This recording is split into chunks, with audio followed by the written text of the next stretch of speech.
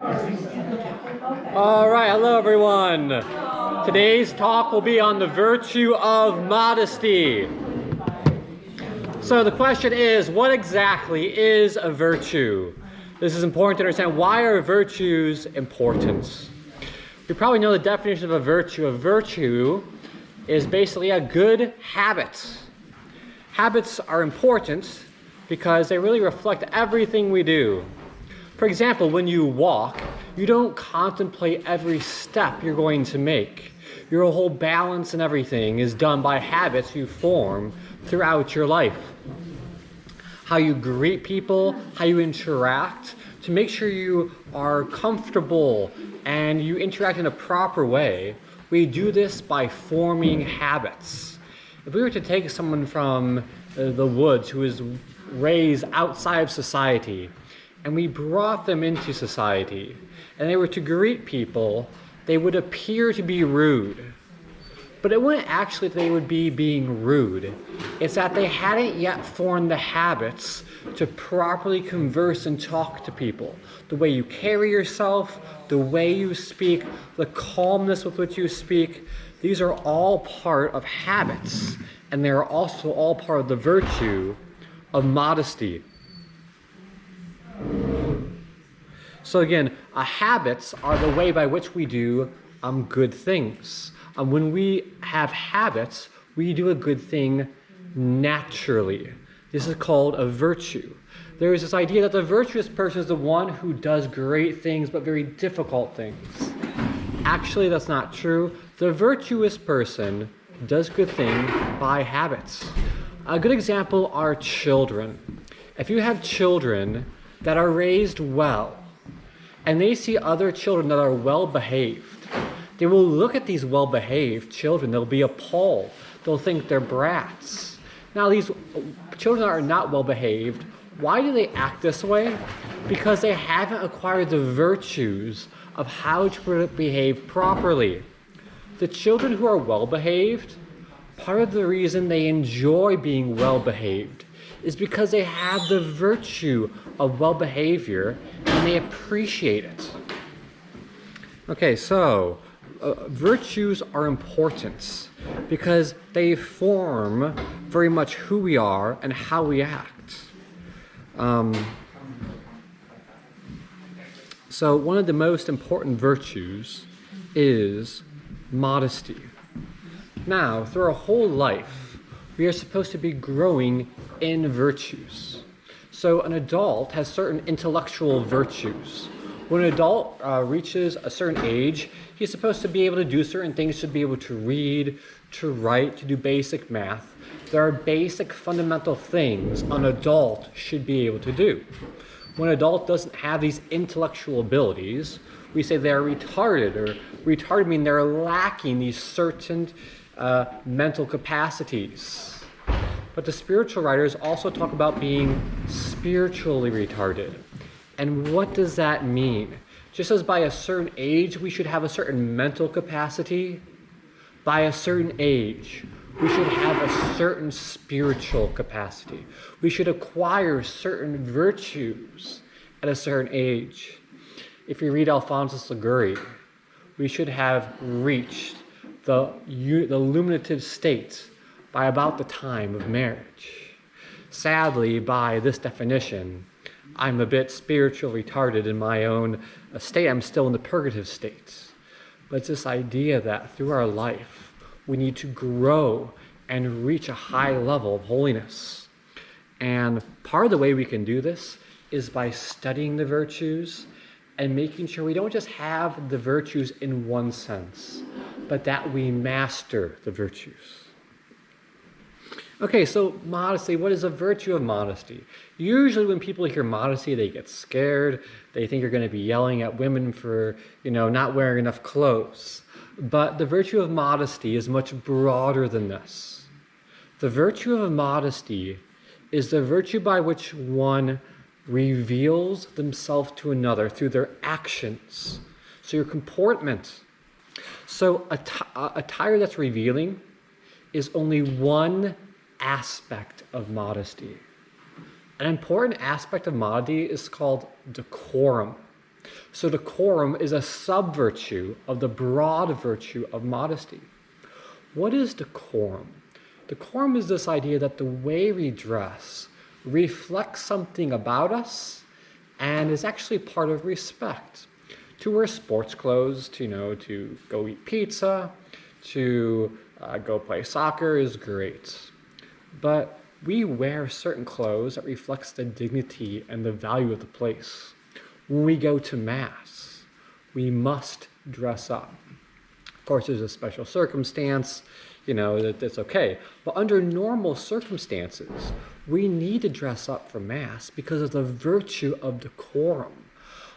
We dress a certain way to show the dignity and the value of the Mass. To not dress up for Mass would be an insult. It would be a lack of respect for our Lord. And we see this in the moral theologians, but we also see this in Scripture. If we look at the Old Testament, the priests were given specific clothes to wear for their sacrifices. Why? Because of the decorum of the priest.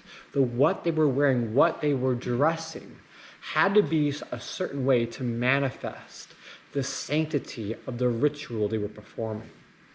Nowadays, the priest had very specific clothes they wear, called the chasuble and other vestments. They're beautiful, made out of fine materials, because it's part of the virtue of decorum. They need to be dressing a certain way to show respect for our Lord.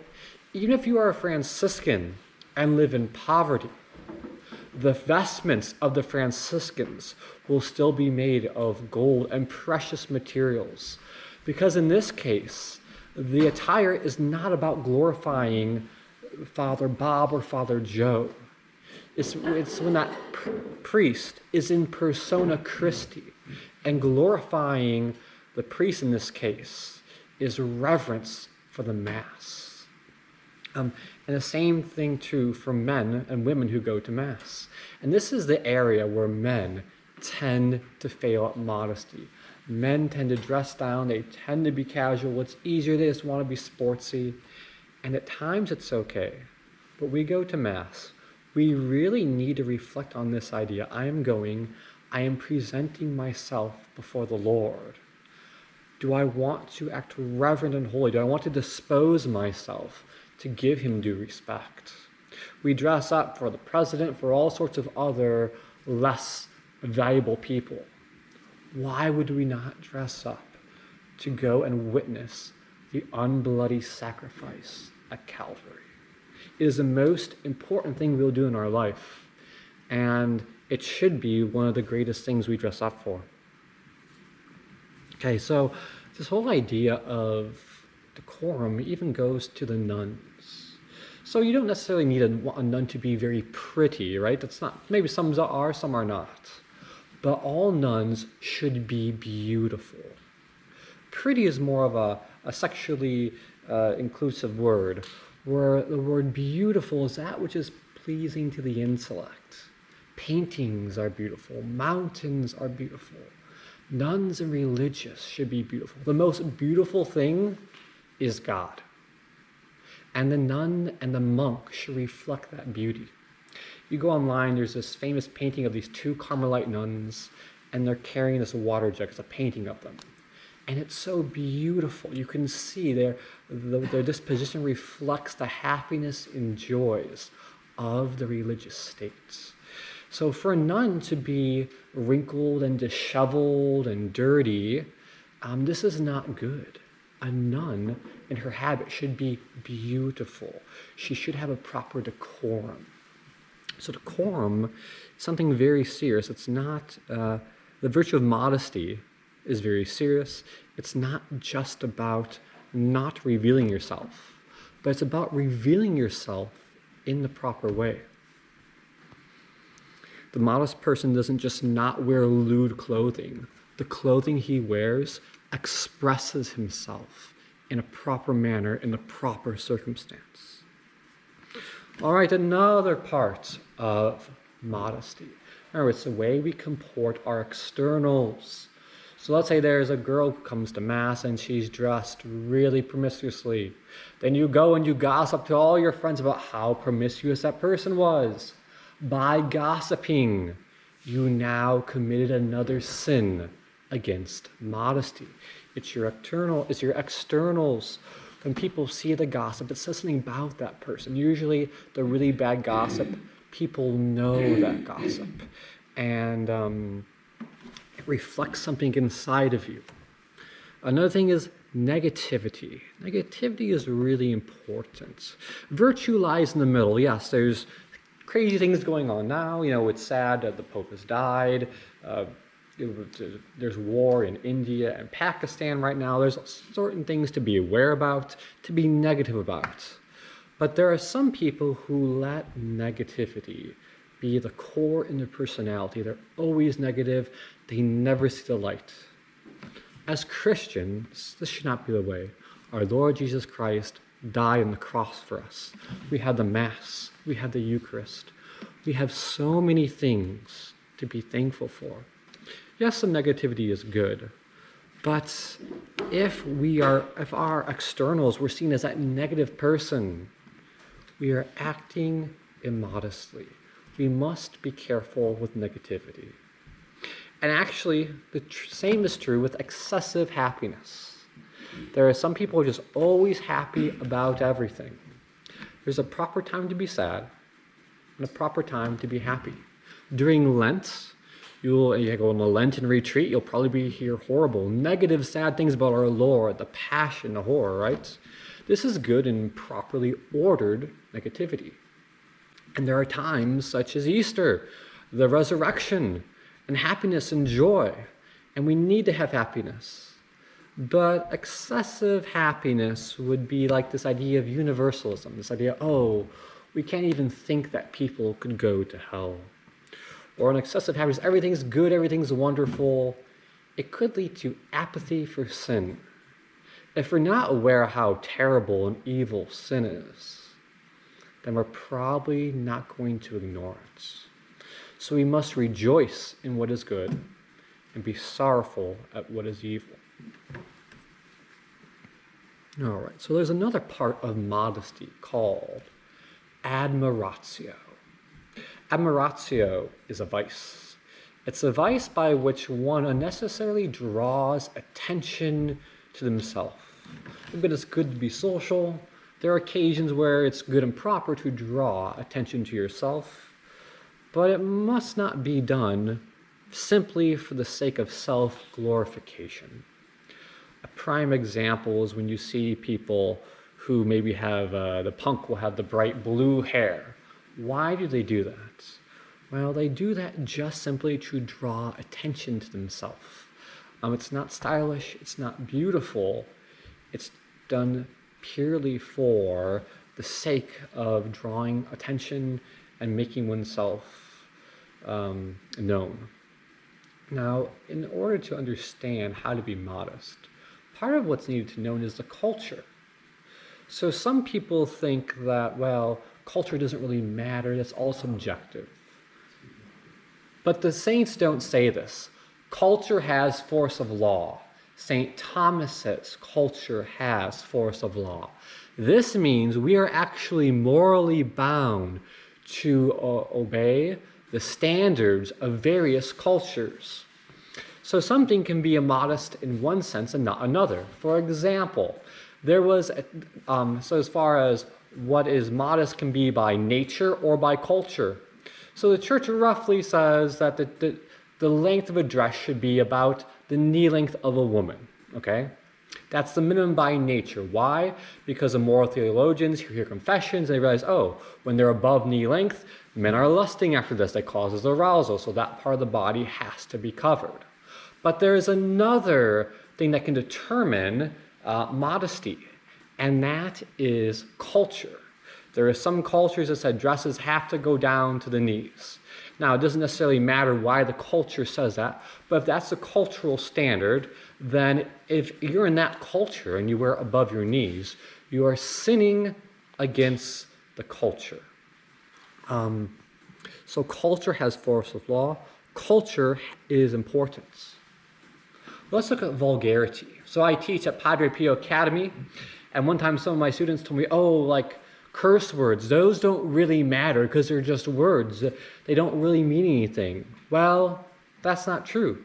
Things like the F word and those various words, our culture says that those words are vulgar and untasteful. And because our culture has said this, it is a sin to use these words. Obviously, if you're using the proper context like hell, you can talk about hell. But when you're using these words for the sake of being vulgar inappropriately, it is actually a sin because of our culture. And if we look really closely, we see deep down people know this.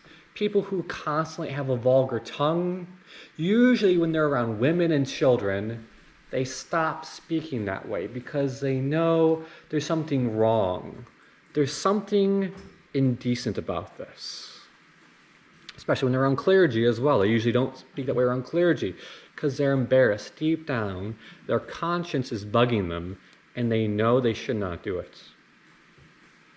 All right, attire.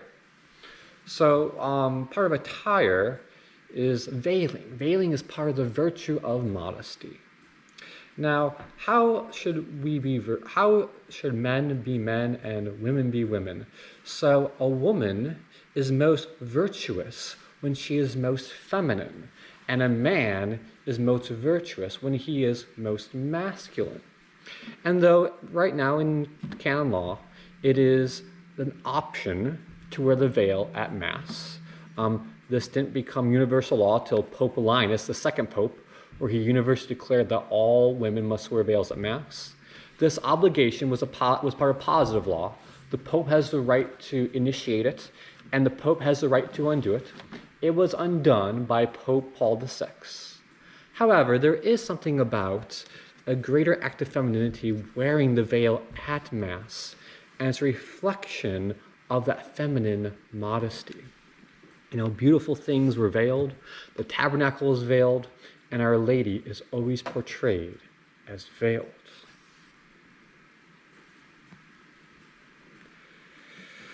Okay, so we talked about the culture. So something we're going to touch on today that's very controversial, but the history of women wearing pants.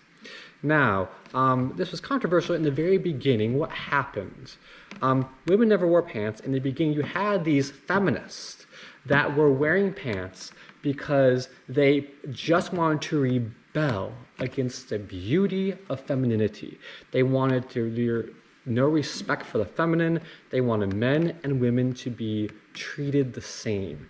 And they didn't want the uniqueness of the sexes to be honored and respected. It's probably the communist socialist agenda. We see it now today. Once this happened, Cardinal Surrey was concerned about this, and he wrote about this new trend in women wearing pants. And some traditionalists get very sensitive about this, but we need to be clear. And the answer is not that women can't wear pants. If you look at certain styles of pants, clearly some styles of pants are a feminine cut. And if a man were to wear certain cuts of pants, it would absolutely be a sin for a man to wear that cut of pants. But what Cardinal Surrey does say is that when we look at cultures, the style of pants, of a skirt, is more feminine, where the style of pants is usually more of a masculine thing. It's used for working. And though obviously it's not a sin, especially when the pants are more feminine in their cut, the perfection of the woman tends to be in that more feminine style.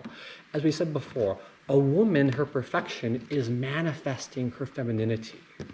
And I know women who have decided under most circumstances they're going to try to wear skirts. Now, if they're working or something, they wear pants. They don't wear skirts all the time. But they're trying to live a life where they're wearing skirts and dresses. Not because it's necessary, but it's a way of fighting this feminist culture that doesn't want to respect the nature of men and women. And what they have all told me is that once they started this, they notice men treat them completely differently. Men hold the door open, there is this difference. And it's because deep down in us, men want to treat women a certain way. And when women come off as more feminine, it inclines us to be more masculine. And it's not that women can't wear pants, but I encourage women to try to make this attempt to wear skirts and dresses, because it's one indirect way of helping restore our culture. As far as modesty, we really need to look at, as far as, being promiscuous, one of the greatest things to look at Our Lady as the model. How do we dress?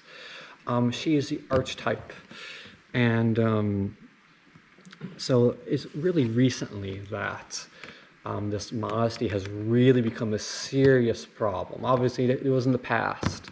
But even at Fatima, Our Lady talks about how people will be going to hell because of the culture, because of the fashions that will offend Our Lady. Pope Pius XI issued something called the Marian something of Modesty, Marian Guide of Modesty. And though these aren't necessarily obligated under pain of sin, some things can be a little less decent. There can be a little more leeway can be allowed in some cases. This was a standard that if you're dressing according to the standard, there can be no concern that you are in any way promiscuous or in any way a cause for others to see. Fully dressing yourself, and the parts of the body that need to be covered are covered. I'm not going to go into detail here, but the moral theologians have gone through the various types of the body. They give them 3 classifications. One is decent, one is shameful, and one is semi-shameful. And really, we need to try to cover the indecent and the the shameful and the semi-shameful parts. But if you want, someone let me know and I can give you resources to look more into this.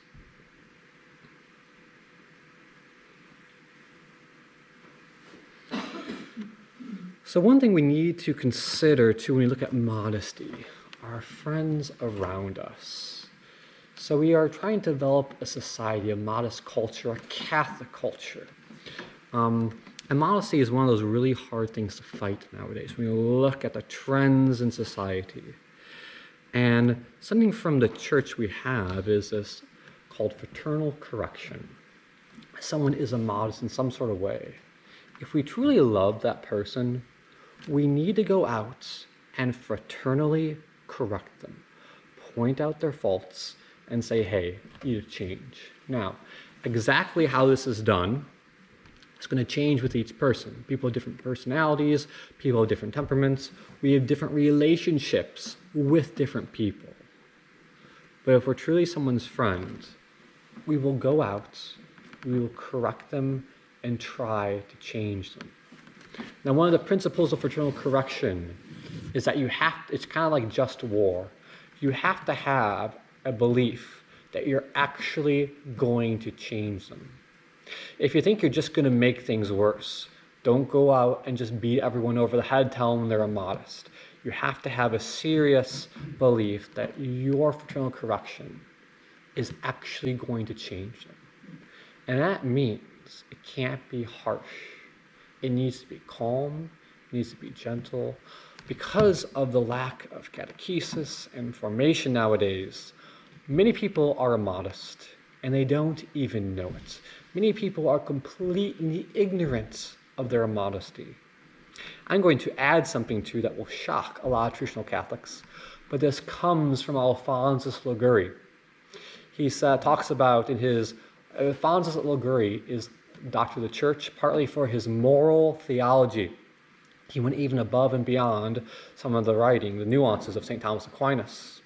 He says that in the case where there is a nation where it is the custom that the women's breasts are exposed, if a woman exposes her breast, not for the sake of causing others to lust after her, but purely because she thinks it's beautiful, he says this is not necessarily a mortal sin. The point I'm making here is that a lot of people who dress immodestly, it could largely be based off of ignorance, not necessarily a bad intention in the person.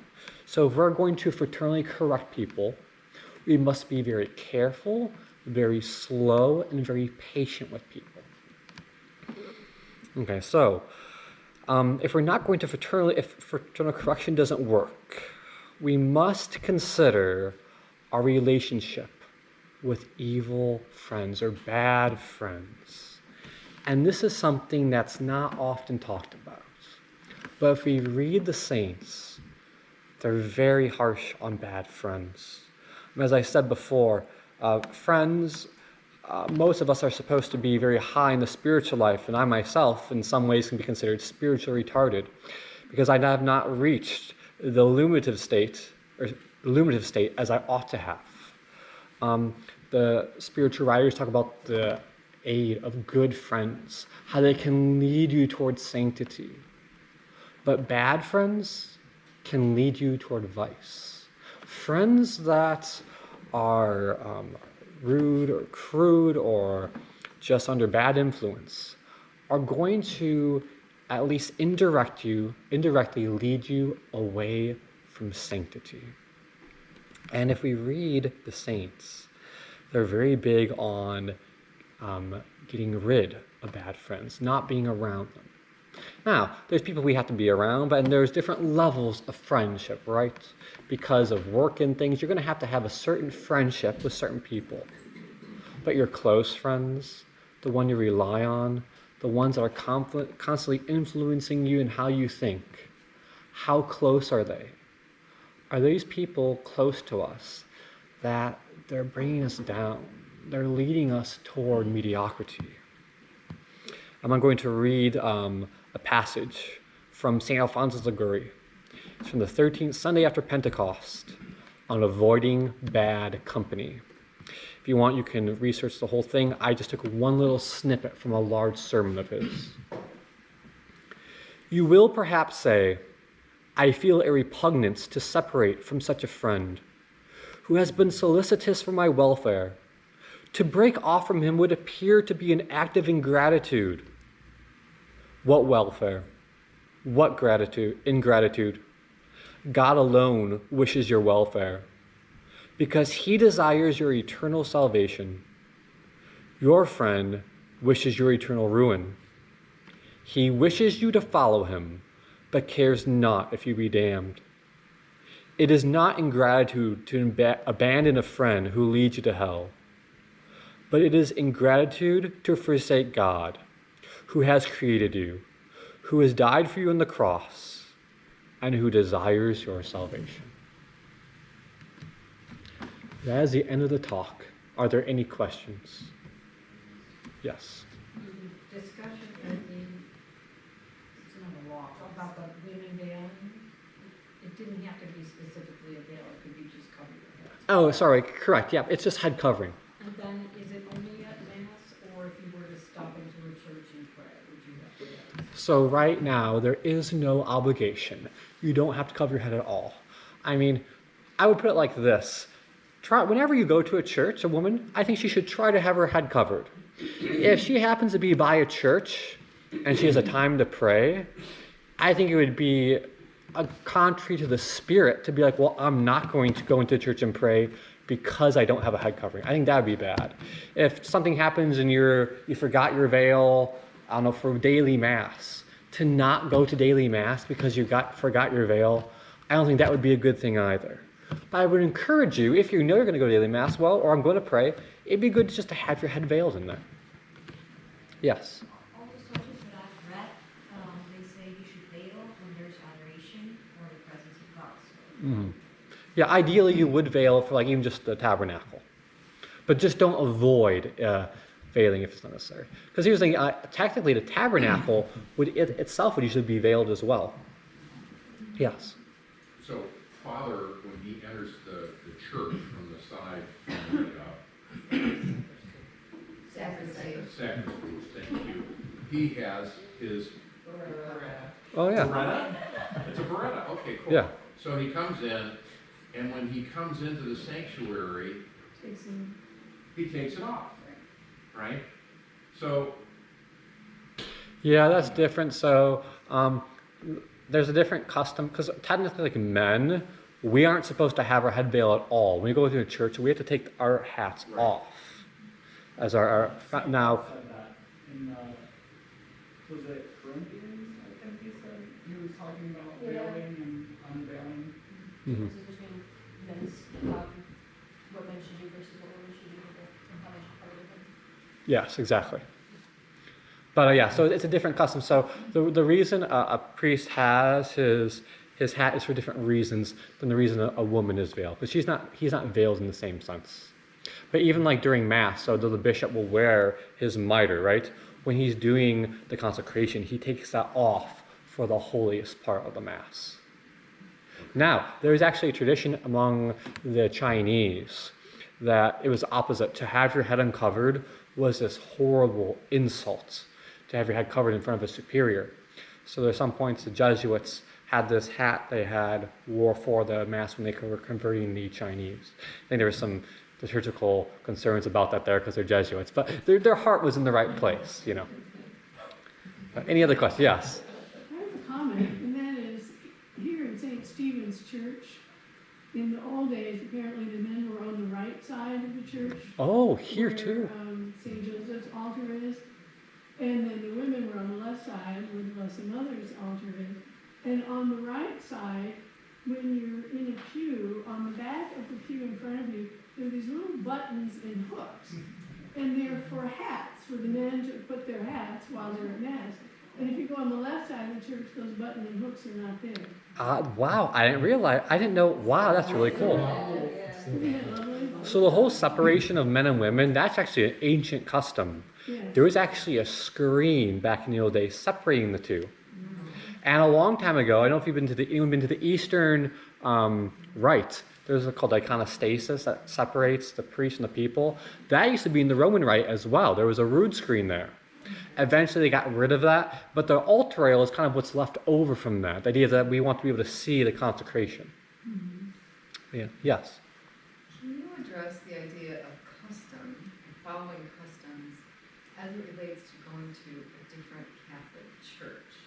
In other words, if I am, we're on vacation and we go to a church and it's in Novus Ordo Mass,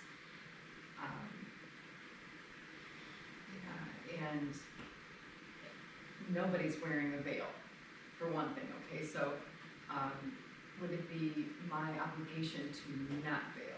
I see what you're saying. Nobody is like kneeling during, let's say, that various parts, particularly the consecration and or coming back from communion. Here in Cleveland, some places they insist that you stand until the last person receives Bishop Holy said that Communion. one time. So, but in piety, you don't have to follow that, is my understanding. But So, yeah. talk about custom, what's the right thing to do? So this is a tricky question. So I'll tell you just for the Eastern Rite, in Eastern Catholicism, they don't kneel because it's never been, they just stand for the whole thing. They don't kneel for the consecration either. It's just been their ancient custom. That's just not really the way they do things. There's nothing wrong with that. It's like Byzantine. Byzantine, correct. Yeah, for Byzantines, but Mass of St. John Chrysostom. I don't know about the other Eastern liturgies, but Mass of St. John Chrysostom. So there's nothing wrong with that. You stand for communion. Also, part they do intinction too, so they put the wine and the blood, or the body and blood at once. But actually, when I went back to my seat, I still sit and kneel because it's habitual. But it feels weird to receive communion not right. But so as far as here, in the Roman Rite though, the culture of the Rite is to kneel. The culture of Catholics is to kneel. So here's the thing where I don't know exactly how this works. So technically in the Novus Ordo, well, in the Roman Rite, in the Trinity Mass, there's no rubrics for the laity. So technically what you see doing, that's all just custom. There's rubrics for the priest and choir, but what everyone else does, that's just all custom. Some people are like, well, that church does it wrong. No, it's just custom. But obviously there's things that are more proper to do and fitting. But as far as the Novus Ordo, I don't know exactly how that works. I don't know if it's not in the ritual too, I don't know that a bishop necessarily has the authority to make these requirements for people to follow. I don't know how that works. But like, does a bishop have authority to tell you to do this or not do this? I don't know. For example, I know for a fact, so as far as receiving, kneeling for communion, Rome has said that you have the right to kneel to receive Holy Communion. Because to talk about that, my parish, local parish, the community parish, they don't veil, but I do. And I want to say I do, and at first it was so uncomfortable because everybody was staring at me and I'm like, what's she doing? But I can say now that there was this 8th grade girl who used to sit behind me, who became intrigued by it, looked into it, and now she's veiling. And I would say there's probably about 4 or 5 people that I'm noticing now that are veiling. That's fantastic. My mom goes to St. Mary's where she goes to Mass in Sandusky, okay? She just wears the veil just because she's going to wear it everywhere she goes. But she'll go to daily Mass at St. Mary's, and same thing. She wore it, and now some other people just kind of started doing it too. And I think it's just, the veiling is intimately part of the Roman rite. We've always had it. The question is it admiratio? I guess is what you're asking. Now, I think someone could certainly be a narcissist and trying to be like, I'm more holy than everyone else. That could be the intention of someone. And in that case, that's your intention, that would be a sin. But you come from this Mass, it's normal to veil, and you want to go and you're just like, I'm just doing this because of the symbolism behind it, then there'd be no sin in doing that, even if no one else is doing it. The new book that just came out from us is the press, it's called Manichaea, and it addresses all of those issues on veiling. It's really quite good. Yes. Is there anything that we could say to someone who says, well, it doesn't matter what you wear in Mass, God doesn't care? I would say, well, It's better just to be there than... the question would be, are you Catholic? And they say yes. You say, we have a long history of moral theologians and saints and mystics. And they all say yes. And so read the Old Testament. Would God have been satisfied if the Old Testament priest would not have worn the specific vestments he instructed them to wear? If they say no, some God killed a man because he irreverently touched the Ark of the Covenant. So I don't... Slipping. It was actually slipping. Yeah. He tried to like, right. Which doesn't make any sense to me, to be honest. But And God smacked him right there. yeah. So this idea that, now obviously there is something true where it's like, if something happens, all you have is jeans and a t-shirt, and that's all you have. Yeah, you should still go, okay? But to be lazy and choose to just wear sports clothes because you don't want to take the time to wear nice clothes, that's where it becomes a sin. And I think it's more about how we're presenting ourselves to the Lord rather than He's receiving. I think Yeah. the Lord is glad we're worshiping Him. Exactly. But it's how do we want to show reverence? So I kind of, when people say, it doesn't matter, well, maybe He doesn't, but I care. Mm-hmm. Yeah, and maybe a simpler way to put that to someone whose their knowledge level is low is just to say that you wouldn't go to you wouldn't go to the White House. Yeah, or a job interview. Dressed like Volodymyr Zelensky, right? Wow, okay. Right? You would dress properly to go to the White House, and this is because then that's a cultural bomb right there. The thing about, well, it's better that I'm here, and that's why I'm wearing flip flops or yoga pants or whatever they're wearing. Men in shorts for Mass. Yeah, very good. And that's, kind of where I'm sorry. I was just going to say where I'm struggling with, you said cultural, force of law, morally bound to the standards. So I've noticed that we have become a very casual culture. Yeah. Sloppy. I would say minimum standards. Minimum standards is more. So obviously, I think because we're very sloppy, okay, so there was a time where unless you're wearing this to Mass, I'd probably consider it modest. I think now you could wear a polo and nice pants and be fine. 50 years ago, that would have been a sin because of the cultural standards. But so there's nature and there's culture. Nature cannot undo the minimum standards by nature. Sorry, culture cannot undo the minimum standards by nature. So I knew someone, he was out from out west, he was a cowboy, and he had actually became a priest for that area. And for him, formal was jeans and a nice shirt. If you saw where they were country. That's probably legitimate given their culture. Here, jeans and a nice shirt, that doesn't work because of our culture. Yes. What if you're in a vacation type of spot? Like, I don't know, Florida or even some vacation spots around here, like even Sandusky, where the typical attire of men in the summertime is a polo shirt and shorts. Yes. 80% of the men are wearing that. But yeah, so to wear that, I mean, to mass or just in general? Oh, to mass. Yeah, I mean, but there's like, I think there's a basic minimum standard where it's like, even though that's our state, so if that was what we would wear to a job interview to see the president, that would be the one thing. But those people know that for those things, the president, we dress up nice. But for mass, oh, that's just something casual and not that. What they're saying is that's not important as the president. So I'd say it's still in our culture. It's just a lot of people have the mindset the mask really isn't that important. Yes. Question to go back to the negative friends and coworkers, or what if it's family? I mean, family, it's the same sort of thing. We have to be careful. We want to do the fraternal correction. But if the family is bringing you down in your spiritual life, it's going to probably be helpful to keep a certain distance from them. I myself have family members that would bring me down, and we still see them, every so often, but I don't go out of my way to do things with them. With my friends, I try to select friends and people who are going to build me up and help me in my spiritual life. Otherwise, you're just going to bring me down. So like I said too, there's a degrees of friends, right? There's the really close ones, there's the more distant ones. Obviously, because they're your family, you still want to be there for them. You still want to show them charity, but maybe you don't let them always into that inner circle where they're really going to influence you in a negative way. I think that's the strategic way to navigate that. Well, there's one that's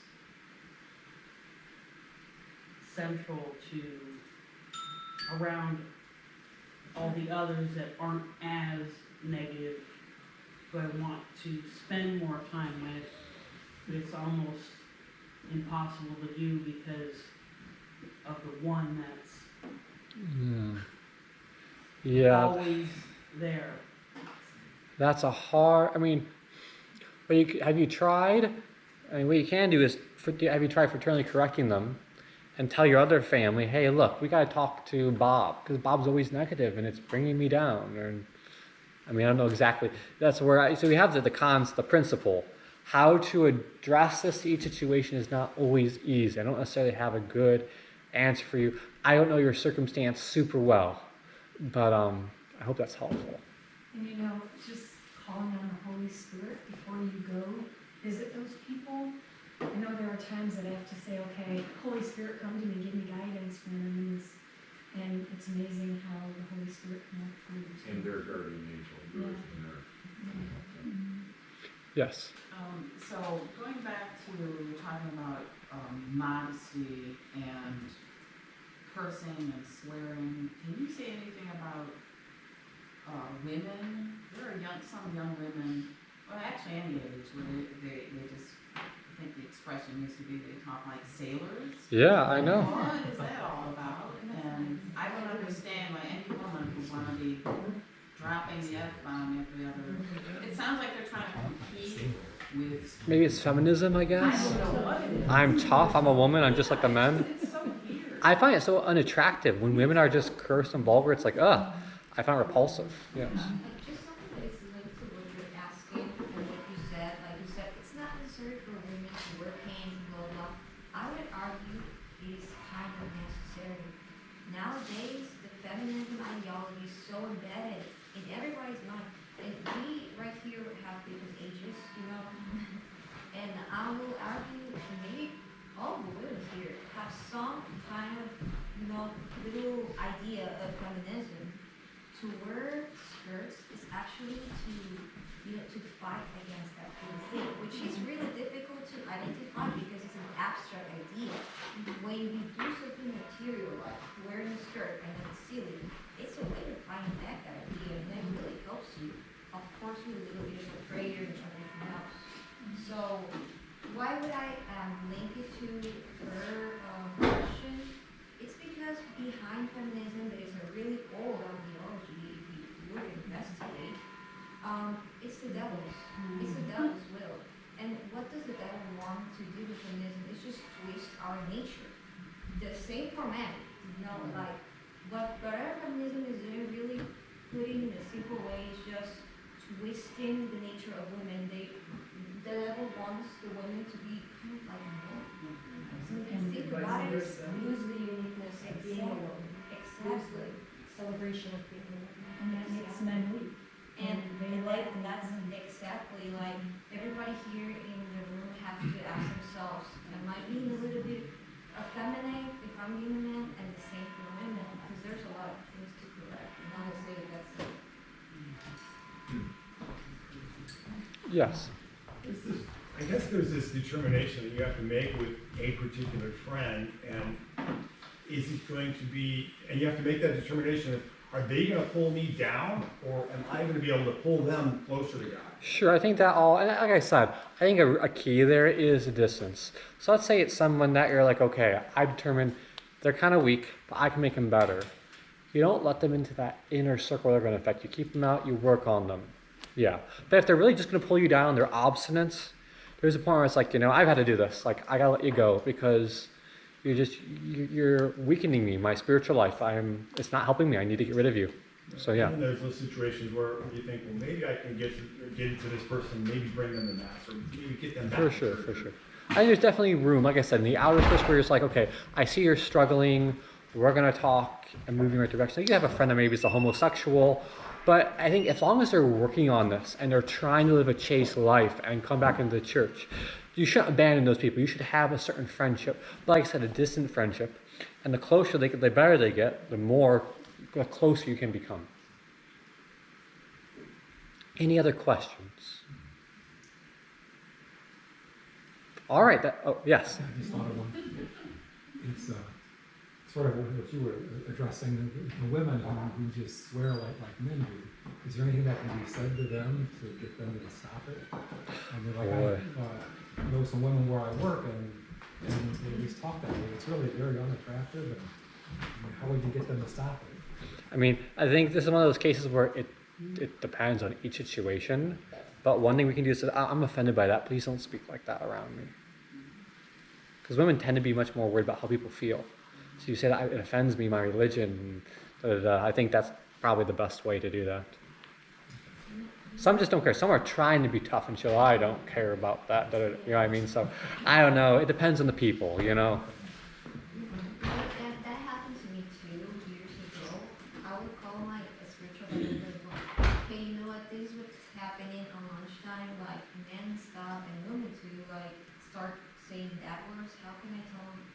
I don't want to listen to you. And she told me, well, tell them with a lot of respect. Look, I'm a woman and I'm like really offended that you talk like that in front of me, that I'm a woman. And I'm like thinking, they're just gonna laugh at me because they don't care about like, what does that have to do with me talking bad words, They just think super differently from us. It's like a really tricky. Suggestion is to pray for them. Like the first thing to do is to pray real hard for them, quick prayer, but for that person and to their guardian angel. If they're married, they have more than one angel, to enlighten them to the truth. And maybe you can't do anything else but that, but the prayer is so powerful. And invite Perry to come to your work. Yeah, right.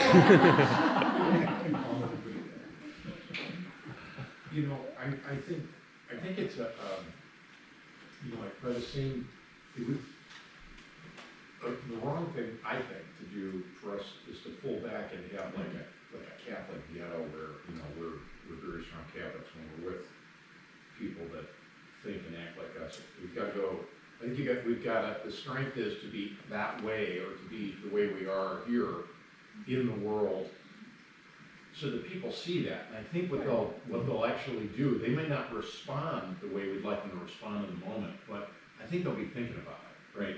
So if you had said to the men or women or whoever it was that said that, they'll take that away. They may react negatively in the moment, but they'll be thinking about that. Like, wow, that's different. Wow, how strong of her, how bold of her to say that to me, you know? Whereas I think that what was talked about before, you know, the devil wants to distort and you know, try to force women to not be women, which makes men weak, which is this downward spiral. So when we resist that, when we're, you know, there was a fella, and I regrettably I didn't address him on it, that I worked with, and he would always take the name of God in vain, like regularly. You know, it was just part of his. Yeah. And I don't think he was thinking about it. So there's a difference between being malicious, like I'm gonna slander God here, versus it becomes cultural for them. Lazy, yeah, it's the way men speak, you know, et cetera, et cetera. And I regrettably didn't address him on it.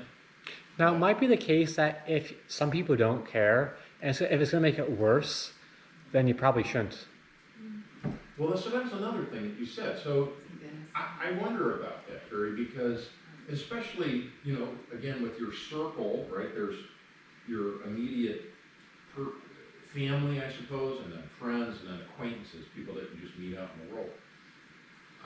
Speak about that, because I think about this a lot with my children are all adults, and I think all the time about what am I doing to, you know, correct them, to get my, you know, my son or my daughter back to mass, right?